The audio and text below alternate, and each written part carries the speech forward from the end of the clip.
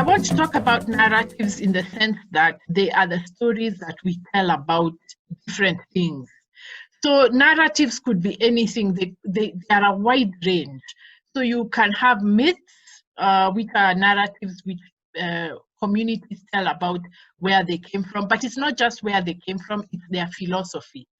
The myths of origin especially are not just saying this community started here and here. It's also about saying this is the philosophy of the community. So, so for example, the Kikuyu myth of origin, which I'm most familiar with, it starts with a couple and then who were placed at a tree by God and told to pray and all those. So all that whole story talks about the religion or the spiritual beliefs. It talks about the importance of environment, the place of men and women. So these myths are not just entertaining stories for identity. They are also reflections of a community's philosophy. So narratives range from fiction to myths to rumors, which is what we are going to talk about today a lot, and you know, policy. There are so many kinds of stories, and the idea is to have a coherent thread to explain certain phenomena. And now that is the struggle that we are experiencing in Kenya, and which Grace Musila talks about. What happens in Kenya, and this is what she refers to. She talks about how Kenyans tell stories to explain the phenomena that they see. And in this case, where she's talking about the murder of Julie Ward, who was a British tourist, the state narrative that this was a murder committed by some Maasai members of the Maasai Mara community was clashing with the popular Kenyan narratives of public memory of political assassinations. So even though the government was telling one story, the Kenyan popular stories were talking about the things that they are used to. They are used to impunity, corruption, and so the stories that they were telling about this particular case were linked to that memory of impunity and corruption and the fact that big shots can get away with doing what they want. So there is a clash in Kenya between the official narrative and the Kenyan popular narrative that explains different things. The other thing I want to mention is and this we talked about in English 13 for those of you who did it. We talked about the superculture that produces certain narratives to explain things on behalf of the people who rule. So we called that hegemony. We talked about hegemony and superculture and the way law, religion, media, and the school system all produce a particular narrative that complements what the state wants. What you find is that the Kenyan state tells certain narratives, and those narratives are disseminated through the school system, through the churches, through even science, what we call research or whatever, and through the media. And then what Kenyans do is that when reality doesn't conform to those narratives they are being told officially, then they have other narratives.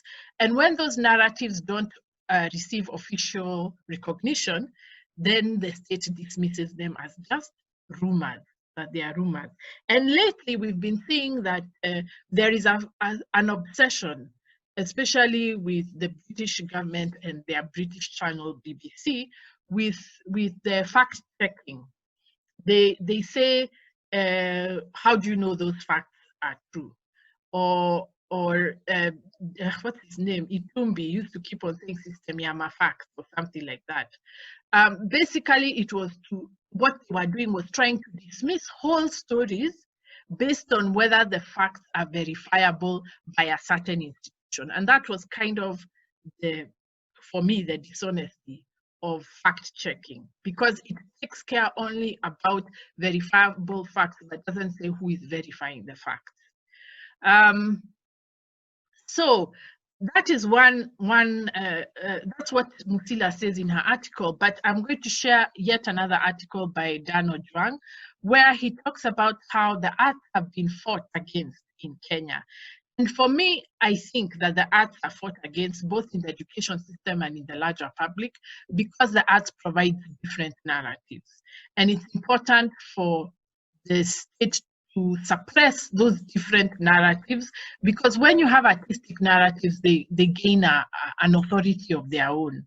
That is not fact-checking, that is not education, that is not nation media group, that is not this and that kind of church. The arts are narratives which are produced by the people. So because those are powerful narratives, then they get suppressed. They get suppressed in the education system, in the media when they talk against the arts, in the churches when they say the arts are demonic or whatever they say. So all these, in my view, are ways of suppressing alternative narratives that come from the people, and normally those narratives come through the arts. Another thing that Grace Musila says about these state narratives, or the narratives that are told by the hegemony, is that the people telling these narratives are invisible. They make themselves invisible. So basically the narratives become like air. So if you're told, for example, that the arts have no market, you're not supposed to look at who is telling that story. Who is telling that story? It's the media, and it's employers, and it's the government. But you're not supposed to name the person who is telling the story. You're supposed to accept the story as natural, like the air we breathe. So that these narratives, these dominant institutional narratives, are supposed to be told by people who can see us, but whom we can't see. So we are being seen without seeing who is seeing us. Okay, so there's an element of invisibility of the storytellers. And what the arts does is that they put the storytellers into focus. We are very clear about who is telling the story, and we often name the storyteller. Another thing she talks about is what she calls the gaze. The gaze is who is looking. Okay, gaze is to look to look at something. So who is looking? We are being looked at by the storytellers, but we are not allowed to look back. So power is about preventing us from naming the people who are looking at us. We are supposed to take institutions as neutral, as if they have no human beings in them. It's like they are naturally like that. And these institutions, they give stories. These are the themes they give in their stories. One, they say their stories are neutral. So you'll always hear people saying, don't judge. That's the church one. Don't judge. Basically, don't look at who is telling the story. Just take the story as neutral or natural or from God. Or you're told, don't personalize, meaning don't look at the person who is telling the story or in whose interest the story is being told. We are also told things like, this is universal, it's everywhere. So for example, one of the things we are doing in 412 is to say that we are seeing the American state as necessarily racist, that the stories they tell about being a beacon of democracy, of defending freedom, are not necessarily true, and we can see who is telling that story. So, so when they talk about freedom and democracy and human rights, we are saying that those values are not neutral. They come from particular players, particular actors with certain kinds of interests. And actually, what America and the UK do is to try and make their stories appear universal, make a particularly American story or a particularly British story or a particularly Kenyan government story as universal, Like that applies everywhere. But so universality is an assertion of power. Then we have also stories being told as natural. And this is where, for example, women and gender plays out, because some things are assigned to women or are assigned to men, and we are made to feel that those stories are unique. I mean, they are neutral and natural, but they are not. They are stories that are constructed. Now, this is not to say that constructed stories are bad. What we are saying is, the problem is not that the story is being told, but that the teller of the story is being neutralized or being made invisible, so that we accept the story as neutral or universal or natural, but yet it is a story that is constructed and told.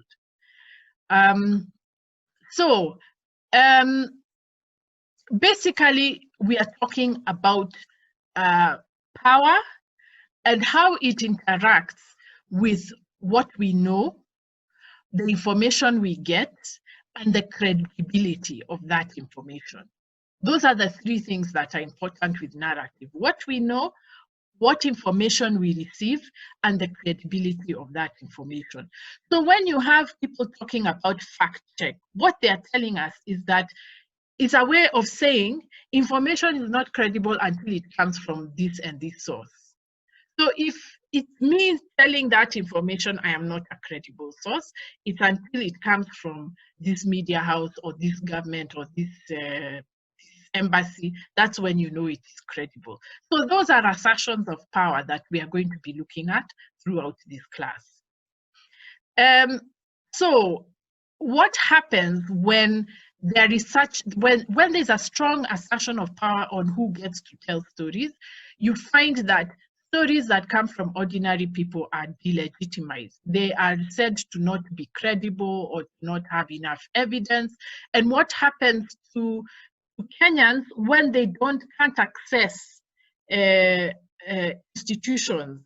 Then their stories are called rumors. So for most Kenyans, because they cannot access government, education, even degrees is actually a fight for legitimacy of a story. When they don't have degrees, when they are not pastors, when they are not educated people, when they are not journalists, the millions of Kenyans who fall outside these institutions, their stories get dismissed or trivialized as rumors. Now, or allegations. So you will even hear, when you hear politicians or the police talking about things Kenyans are saying, they'll use the word, it's just alleged, or it's an allegation. It is not proved, or we have no paperwork. There's no paper trail to prove what those people are saying. And the problem, especially right now in Kenya, is that most things that happen to us are subjected to a very narrow. We are told that they must be credible according to a very narrow narrative of Kenya. And that narrative, which even Grace Musila talks about, is about colonial ideas and rigid assumptions about law and science as the only ways to legitimize knowledge. So what Kenyans do, which is actually quite annoying, is that they say, unless what you're saying is proved by science, unless what you're saying is, and that science is usually Western, unless what you're saying is reported in the media, unless what you're saying is reported is confirmed by the government, then what you're saying is just a rumor and an allegation. But let me just show you a few pictures of what we are dealing with in Kenya, because what we are dealing with is that our stories don't matter according to a narrative that doesn't think we matter. And these are colonial ideas about Kenya, about, for example, the basic myth that Kenya is about keeping foreign investors and tourists happy, and any narrative that does not conform to that story that it will support tourism and foreign investors is dismissed. That's what happened with the Julie Ward story. The dominant state narrative was to try and twist it to become a problem with tourism or a problem with Maasai people who are outside the state, so their values don't matter, and they would do something like this because they don't understand, the modern state. The modern state is about investment and business and tourism. So all our stories which don't conform to that dominant narrative, including education for the market, are dismissed if they don't conform to investment and tourism. So what happens in the end is that Kenya has two stories, and there's another article by a guy called Claude Ake, where he says that African countries have two publics. That's what he calls them. So we have a face for the state, where we do the officialese. We explain things according to the way we think the state wants to hear them. And then we have a face for ourselves. Sometimes we call it an ethnicity, but normally I would say it's about our experience. So normally it is only the state narratives that have legitimacy, and our stories which don't conform to the state narratives are called rumors and allegations. So the problem we have in Kenya, and the way to understand why there is a disconnect between what Kenyans say officially and the reality of our lives, is that it's because our experiences don't influence the narratives. The narratives are so strongly colonial and rigid that whatever we experience doesn't influence the state narrative. And that's why what Professor Musila is saying is that we need to take rumors in Kenya very seriously. Not as fact, but as a story that reflects four things actually. Rumors in Kenya, and I remember when we were under Moi, Kenyans used to always say that rumors are news, because the things we want to know as Kenyans, the information that we want to get, will never be confirmed or disseminated officially. So that's how we came up with the idea that rumors are news. So there are four things that rumors reflect. Rumors and stories and biographies, I would even add. This is what she says. She says that our rumors or unofficial stories reflect culture. They reflect our cultures. So sometimes when you hear a story that is dismissed as not checking out the fact or what, don't dismiss it in the same way. Think about what culture is it reflecting. And it can be ethnic culture or public culture, but it's reflecting a certain culture in Kenya. So you ask, what culture is it reflecting? The second thing is, what reality and evidence are being provided by these stories that will never be provided by the government? Okay, so sometimes Kenyans know a certain story and they articulate it, and the evidence they provide could be true or not true, but the problem is it will never be confirmed by the state actors. It's unlikely that the state will ever confirm it. So that's the second question to ask. What reality or evidence are these stories providing that will not be officially acknowledged by the state? Then the third question is, what are the concerns being voiced through these so-called rumors? When people say that that teenage pregnancy comes from the internet, from watching too much internet, what are we actually saying? I don't think it's that if you watch social media, you become pregnant, but we are voicing an anxiety, especially as the older parents, about what our children are watching. And because we feel powerless, we think that we attach negative social things to the internet. But what we are really voicing is a powerlessness and inability to deal with managing the internet. And there's an interview I did with Family FM where I said, we don't need to feel this powerless about the internet. What we need to do is to teach our children how to use the internet, and also as parents be more proactive in seeing what is on the internet, rather than just being powerless and then saying, oh, the internet is to blame for all sorts of problems. And then the last thing is public memory. What Kenyans remember? What is their previous experience in things? So, for example, part of the biggest problem, and I wrote a thread on this, part of the biggest problem about why nobody is believing anything that is officially communicated about the pandemic is because we've been here before. We've been here where we've been lied to, where people have pursued their personal interests at the expense of the public. And so even when the government might be telling the truth, people can't hear it because they have a public memory of being lied to. And what I was saying in this thread is, if you want Kenyans to believe the stories you tell, you also have to think about what are they used to. If they're used to you lying, they are not going to hear what you're saying. And I think I think it's a European narrative of the boy who cried wolf. This boy, he screams woof woof, and people come to rescue him. And the first time they come, he laughs. He says, ha ha, it was just a joke. There was no problem. The second, just 1 second. Sorry, that was my nephew. The second, sorry, so the second time this young man screams woof woof and people come to rescue him, they come and he says, oh, there was no wolf, and he laughs and says, haha, it was a joke.